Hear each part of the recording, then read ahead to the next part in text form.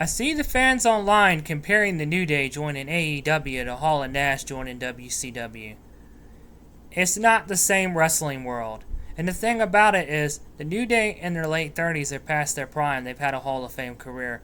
Hall and Nash were still in their prime. They still had another 5-10 years.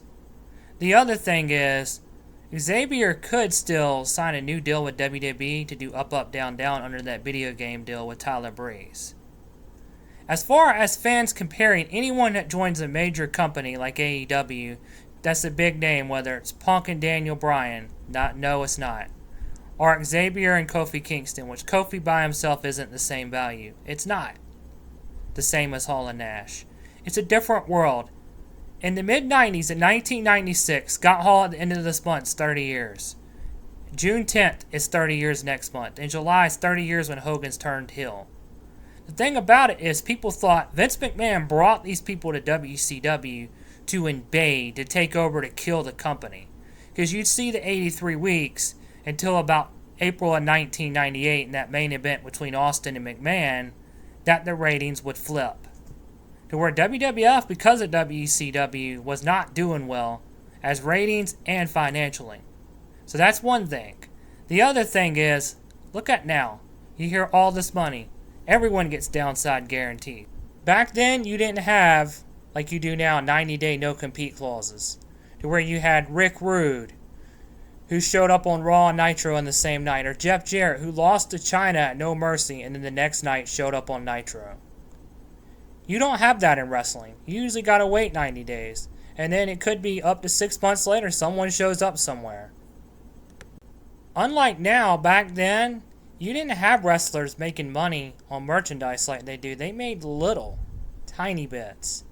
You also didn't have wrestlers making money on all these revenue streams, from Twitch to video games to DVDs to movies to their name in general, that all they get from all these royalties.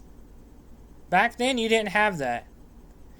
And as far as the shows go, which I think when you didn't know everything, the shows were more appealing to people. You had more people watching, unlike now. People know everything, so less people watch. Back then, the only thing to know is what you saw. To where if you watched the shows, that's the only way you knew. Nowadays, you don't have to even watch them really to know everything. Everyone's got a blog, YouTube, dirt sheet, recap show, etc.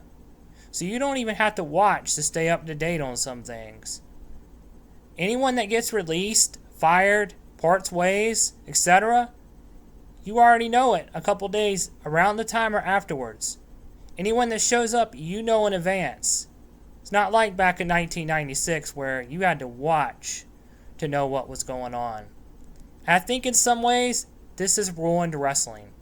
Because it's like Christmas. When you knew Santa Claus was real, you bought into it more. Now that you know, he's not, same with wrestling. You quit caring.